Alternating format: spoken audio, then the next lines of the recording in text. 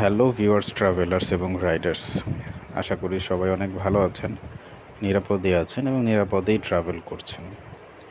আজকের ভিডিও টপিকটা একটু ডিফারেন্ট। এই ভিডিওতে আসলে স্পেসিফিক কোনো টপিক নেই। আমি আমার একটা ব্যক্তিগত অবজারভেশনটাই আসলে আপনাদের সাথে শেয়ার করার চেষ্টা করব। হয়তো কারোর সাথে মিলবে, কারোর সাথে মিলবে না।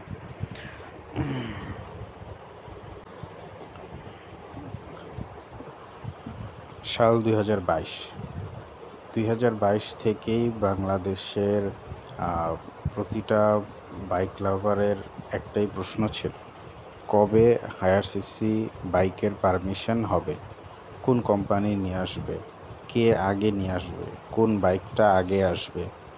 এই নানাবিধ প্রশ্নতে জর্জরিত ছিল আসলে মোটরসাইকেল কোম্পানিগুলো, শোরুমের এমপ্লয়িগুলো। আমি ব্যক্তিগতভাবে নিজেও এই কাজটাও করেছি। সবারই আগ্রহটা অনেক বেশি ছিল। বাংলাদেশে অনেক বছর হায়ার সিসি মোটরসাইকেলের কোনো পারমিশন ছিল না, সর্বোচ্চ 165 সিসি পর্যন্ত পারমিশন এসছে। এরপর মানুষের একটা স্বপ্ন ছিল, কবে হায়ার সিসি মোটরসাইকেল চালাবে বাংলাদেশে। অনেক মানুষ আছে যারা স্পেসিফিক্যালি রয়্যাল এনফিল্ড চালাইতে চাইছে। তাদের একটাই স্বপ্ন যে এই জীবনে কি কখনো বাংলাদেশে রয়্যাল এনফিল্ড চালাতে পারবো। এই প্রশ্নগুলো যখন অনেক মাত্রা অতিরিক্ত আকার ধারণ করে, ঠিক তখনই ইফাদ অটো একটা গুঞ্জনের মাধ্যমেই আসলে নিউজটা প্রচার হয় যে বাংলাদেশে হায়ার সিসি মোটরসাইকেলের পারমিশন আসতেছে এবং বাংলাদেশে রয়্যাল এনফিল্ডও আসতেছে। তখন থেকে শুরু, এখন পর্যন্ত সাকসেসফুলি হায়ার সিসি মোটরসাইকেলের পারমিশন হয়েছে। যখন হায়ার সিসি মোটরসাইকেলের গুঞ্জন খুব প্রখরভাবে মার্কেটে চলছে, তখন যারা বাইক লাভার আছে এবং জেনারেল বাইকার আছে, ওনাদের মুভমেন্ট, কথাবার্তার ধরন, এসব কিছু যখন আমি দেখতাম, তখন আমার মনে হতো বাংলাদেশের রোডে হায়ার সিসি ছাড়া আর কোনো মোটরসাইকেলই থাকবে না।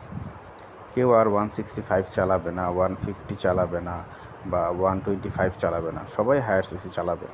কারণ প্রত্যেকটা ক্যাটাগরির বাইকারই এসে একটাই প্রশ্ন করতো সবাইকে, বন্ধুদের আলোচনায় হোক, শোরুমে যে হোক, কোম্পানিগুলোতে হোক, ফেসবুক মিডিয়াতে হোক, সোশ্যাল মিডিয়ার অন্যান্য প্ল্যাটফর্মে হোক, সব জায়গাতে একটাই প্রশ্ন, কবে হায়ার সিসি মোটরসাইকেল আসবে। সবার এমন আচরণ যে আজকে আসলে কালকেই হায়ার সিসি কিনে চালাবে। কিন্তু সবচেয়ে আশ্চর্যের বিষয় হলো, আজকে প্রায় 2 বছর হতে চললো হায়ার সিসি মোটরসাইকেল বাংলাদেশে আছে। বেশ কয়েকটা কোম্পানি তাদের হায়ার সিসি মোটরসাইকেল নিয়ে আসছে, কিন্তু রাস্তায় এখনও 155, 165 সিসির আধিক্য বেশি।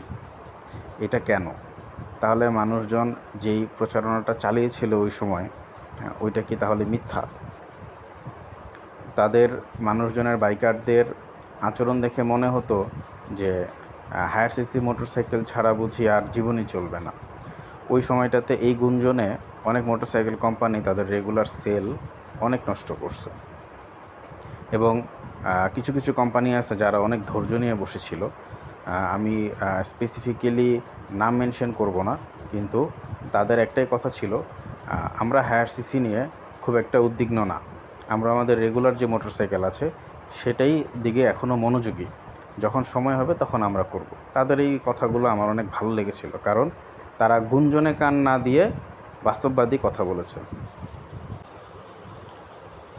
বর্তমানে বাংলাদেশে অনেক ইম্পোর্টার আছেন যারা অনেক আনঅফিশিয়াল বাইক ইম্পোর্ট করে বিক্রি করছেন। সেই সব ইম্পোর্টাররাও অনেক আশার বাণী শুনিয়েছিলেন যে আমরা অনেক মডেল নিয়ে আসবো যেগুলো আসলে অফিশিয়ালি আনা হচ্ছে না বা আনা সম্ভব না।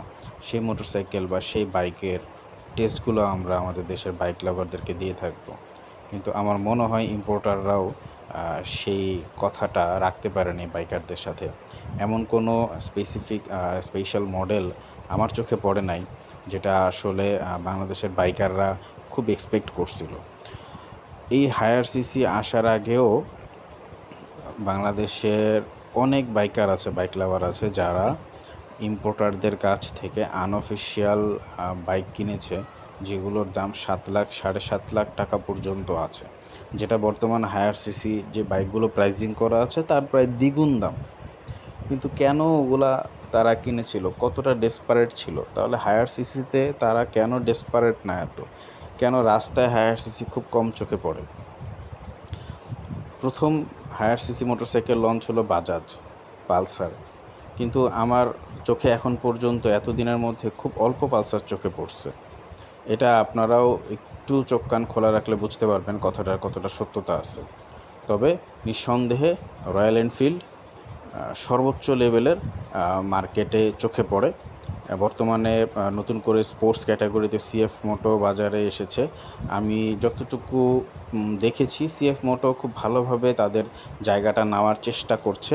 তারপরেও এখনও মার্কেটে ভিজিবিলিটি অতটা আসে না যতটা রয়্যাল এনফিল্ডের চলে আসছে। বাংলাদেশের মার্কেটের সবচেয়ে পাওয়ারফুল 3টা company, Japanese company Suzuki, Yamaha, Honda, এই 3টা ব্র্যান্ডের মধ্যে সুজুকি এখন পর্যন্ত সবার আগে হায়ার সিসি মোটরসাইকেল লঞ্চ করেছে। কিন্তু আমার দেখা মতে সুজুকি 250 বা SF 250 এইটাও আমি খুব বেশি একটা আমার চোখে পড়ে না, যদিও তাদের 155 সেগমেন্টের বাইক আর 250 সেগমেন্টের বাইক দেখতে একদম একই রকম বিধায় কোনটা 155 আর 250 সেটা আসলে খুব একটা আলাদা করে আইডেন্টিফাই করা যায় না। হোন্ডার ক্ষেত্রে আমি অনেক এক্সপেক্টেড ছিলাম হোন্ডা CBR 250 আসবে, কিন্তু এখন পর্যন্ত হয়তো কোনো অজানা কারণে হোন্ডা সেটা নিয়ে আসে নাই। ইয়ামাহা অনেক আগে থেকেই তাদের একটাই কথা ছিল, আমরা সময় হলে নিয়ে আসবো। একটা কথাতে তারা অনড় ছিল, শুরু থেকে অনড়, এখনও অনড়। এবং আমার মনে হয় সুজুকি, ইয়ামাহা বা হোন্ডা হায়ার সিসির জন্য তাদের সেল আসলে খুব বেশি বাড়ে নাই, বরং 155 সেগমেন্ট বা 165 সেগমেন্টের মোটরসাইকেলের সেল তারা এখনও গ্রোথে আছে, গ্রাফিক্যাল গ্রোথে আছে। তাহলে কিভাবে হায়ার সিসি মোটরসাইকেলের এত গুঞ্জনের পর 155 বা 165 সেগমেন্টের সেল গ্রোথ হয়? তো এটা কথাটা আমার কাছে যথেষ্ট পরিমাণ হাস্যকর, যে বাংলাদেশের মানুষের যে আচরণ, কোনো একটা প্রোডাক্ট আসার আগে এটাকে নিয়ে যে পরিমাণ গুঞ্জন, মানে গুঞ্জনের পর এটার যদি বাস্তবতা থাকতো তাহলে কথার মূল্যায়ন থাকতো। এখন যারা গুঞ্জন করেছে ওরাও এখনও 250 বা 310 যে বাইকগুলো এসেছে বাজাজের, হিরোর, ওগুলো এখনও কেউ কেনে নাই। তাহলে কেন কিনতেছে না? হ্যাঁ, তাহলে এত গুঞ্জন, এত শোরুমে যে প্রতিদিন মানে শোরুমের এমপ্লয়ীদেরকে যেভাবে বিরক্ত করা হতো যে কবে আসবে, কেন আনতেছেন না, কী সমস্যা, কতদিন লাগবে, আমরা কবে চালাবো, এই কথাগুলো আসলে বলার কোনো কারণ আমি খুঁজে পাচ্ছি না। তারা এখনও 125 সিসি চালায়, কেউ 110 সিসি চালায়, কেউ 155 সিসি চালাচ্ছে। হায়ার সিসিতে জাম করার কোনো ইচ্ছাই দেখতে পাচ্ছি না। তাহলে হায়ার সিসিকে আসলে বাংলাদেশে মুখ থুবড়ে পড়লো? হায়ার সিসি আনার যেই সিদ্ধান্তটা ছিল সেটাকে আসলে বাংলাদেশের ওয়েদার, মানুষের চলাফেরার ধরন, ফুয়েল কস্টিং, মেনটেন্যান্স কস্টিং, এগুলোর সাথে কি অ্যাডজাস্ট করতেছে না? তাহলে কি 155 বা 165 সেগমেন্টই বাংলাদেশের জন্য পারফেক্ট ছিল বা এখনও আছে, বা ভবিষ্যতেও কতটুকু কি হবে? আমি আমার পারিপার্শ্বিক অবজারভেশন থেকে যদি বলি, আমার পরিচিত যারা 155 সিসি অথবা 165 সিসি মোটরসাইকেল চালাতো, তাদের মধ্যেও আমি কোনো আগ্রহ বা খুব উত্তেজনা দেখি না যে আমি আমার এই বাইকটা বিক্রি করে যে হায়ার সিসিগুলো এখন আছে আমি সেটা চালাবো। তাদের মধ্যে এই উদ্যোগটা কেন নাই? কেন বাংলাদেশে হায়ার সিসি মোটরসাইকেল যেই যতটা শক্তিশালী গুঞ্জন নিয়ে আসছিল, সেই শক্তিশালী ভাবটা এখন কেন নাই? এটা কি আসলে মার্কেটিংয়ের অভাব, নাকি মানুষকে কনভিন্স করার অভাব, নাকি মানুষ হায়ার সিসি মোটরসাইকেল এখন কেনার আগে দুইবার ভাবছে যে আমি এটা কিনলে এটা মেনটেন্যান্স কস্টিং, ফুয়েল কস্টিং, এই সব কিছু আমার ইকোনমিক্যাল কন্ডিশনের সাথে অ্যাডজাস্ট হবে কি না? তো এই বিষয়গুলো যদি সত্যি হয়ে থাকে, তাহলে 2022-23 সালে যখন প্রত্যেকটা মানুষ একই কথা বলতো যে আমার এখন বাইকটা বিক্রি করা দরকার, কিন্তু আমি এখন করব না। কেন? কারণ যদি এর মধ্যে হায়ার সিসি চলে আসে তাহলে তো আমাকে এটা আবার লসে বিক্রি করতে হবে, আর কিছুদিন চালাই। এই যে একটা একটা চিন্তা ভাবনা ছিল ওই সময় মানুষের ২০২২ এবং ২০২৩ সালে প্রায়।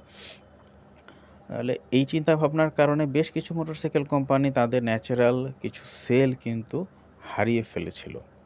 ওই সময়টাতে তারা কিছুটা সময় ফ্রাস্ট্রেটেডও ছিল যে হায়ার সিসি না আসলে আমাদের এইভাবে সেল যদি ড্রপ করতে থাকে, প্রফিট লসের ক্ষেত্রে ওনারা অনেক কনসার্ন হয়ে গিয়েছিল। কিন্তু আল্টিমেটলি এই পরিস্থিতি থেকে প্রত্যেকটা মোটরসাইকেল কোম্পানি রিকভার করে চলে আসছে। কি দিয়ে রিকভার করলো?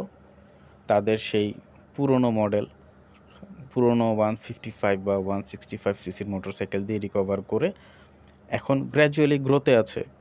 গ্রোতে আছে কোন মডেলের বাইক দিয়ে? হায়ার সিসি না, তারা গ্রোতে আছে তাদের পুরনো সেই 155 বা 165 সিসির মোটরসাইকেল দিয়ে।